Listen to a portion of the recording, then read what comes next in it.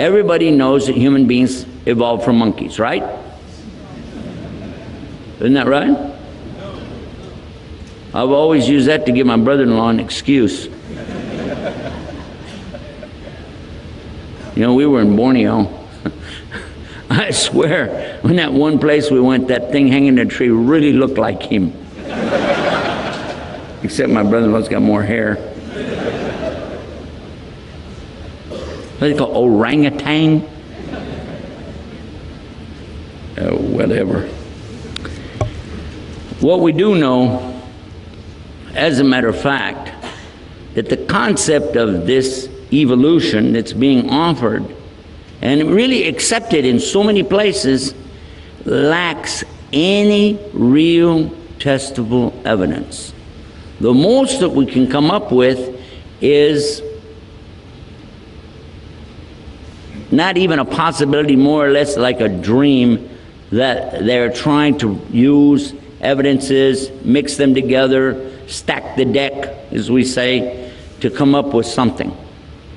But again, we can look to the innocence of a 4-year-old child and tell them, here's the story, and show them the picture, the one you see in the books all the time. You see science book going to tell us, okay, first we have this little creature, you know, something you don't know exactly what it is. Then it kind of, next picture looks like a little bigger, and it's called marmoset. And then a little bit bigger, it's kind of look like a squirrel monkey. A little bit bigger, it's a spider monkey. And then it's a capuchin monkey. And then it's, you use these monkey pictures and kind of redraw them a little bit. And then, now we got something here, look kind of like, you know, chimpanzee. And then chimpanzee kind of goes to the brother-in-law one, the orangutan. And then it goes up to the gorilla. And then it goes to, you know, like this. And then you got a guy walking with a briefcase. But he's still wearing the same clothes the king had on. You got that one, right? Now, you show that to a little boy and tell him, this is how human beings came. We evolved. We went through these stages. Now, we don't really have, there's a missing link. You're telling him there's a missing link in here. We don't have it. There's something missing between this and this. Between here and there, between here and here, something's missing. Missing link. But for sure, human beings evolved from these monkeys. Show a 4-year-old boy. They look at it and go, Daddy, if we evolved from monkeys, how come we still have monkeys?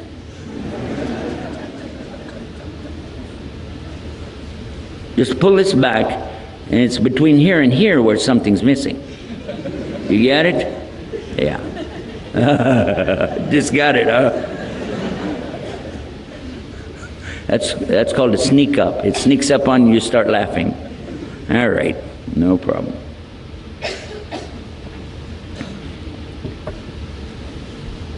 Actually, there are a lot of flaws in this so-called science of evolution when it comes to trying to prove humans came from monkeys. There's a lot of flaws in it. One of the clearest flaws of all is that whenever we deal in medicine, we're talking about using body parts, you know, from other humans to try to save lives, to try to enrich lives. People that don't have eyes and somebody passes away, you can use the eyes from the cadaver for them to be able to see. It works a lot of times. A liver is a very important thing. You can't hardly get by without that. So some people, they drink a lot of alcohol, and then when they have a blowout, then they want somebody to come along and get in a car wreck so they can get their liver. Well, that's what it really is. I tell it like it is. I told you we're going to talk common sense. That's what it is. All right, so now he's got this new liver in there. But it doesn't always work. Sometimes the body rejects it. It doesn't work. Another thing is try to have a heart transplant. You've heard about that. Again, it doesn't always work. You have to be careful. There are certain things that have to match up. And when you're doing kidneys, again, it has to match up. Sometimes they find a close relative that has enough of the similarity here in the structure of what all the body's about. Okay, now we can get it from your cousin. The cousin has to give up a kidney, so you get a kidney, and now you're good to go. Yeah? Well, now it works. Well, When John Wayne, the famous actor, the cowboy, they used to call him the Duke.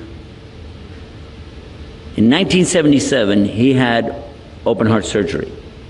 Now, he needed a valve for his heart. Now, did they go to the local zoo?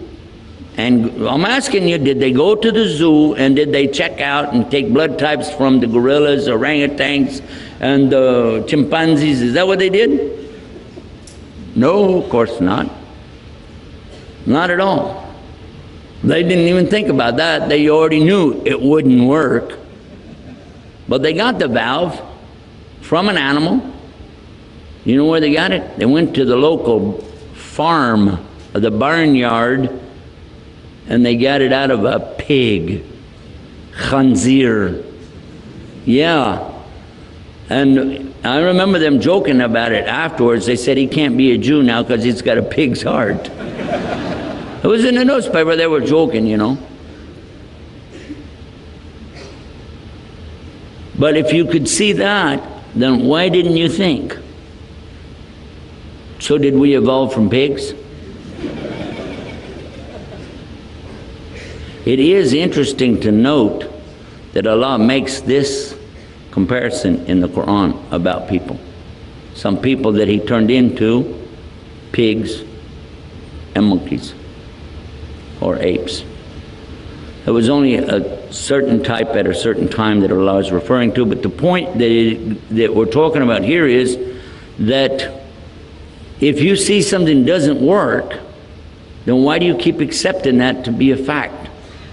Is there something going, is there some agenda we don't know about? Is somebody getting some payola, you know, under the table deal here? Or is there some kind of benefit for them writing books or getting a position of authority in the university? What is it that they're getting out of this deal that causes them to continually propagate something they know, not only they can't prove it, they know it's not right?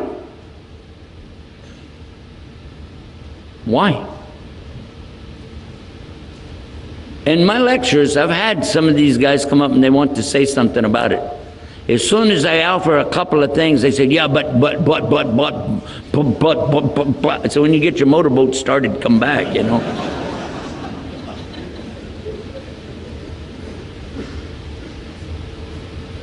I'm not going to go too deep into this one because I've got a website that you can go and get actual facts and see for yourself. It's called ScienceIslam.com.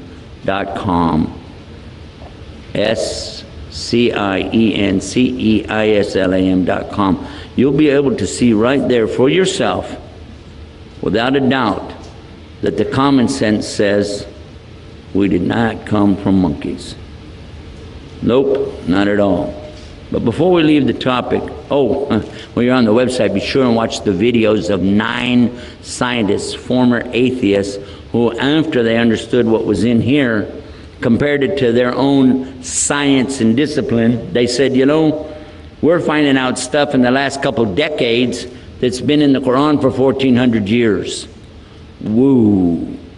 You can listen to them say it. Don't trust me, I'm from Texas.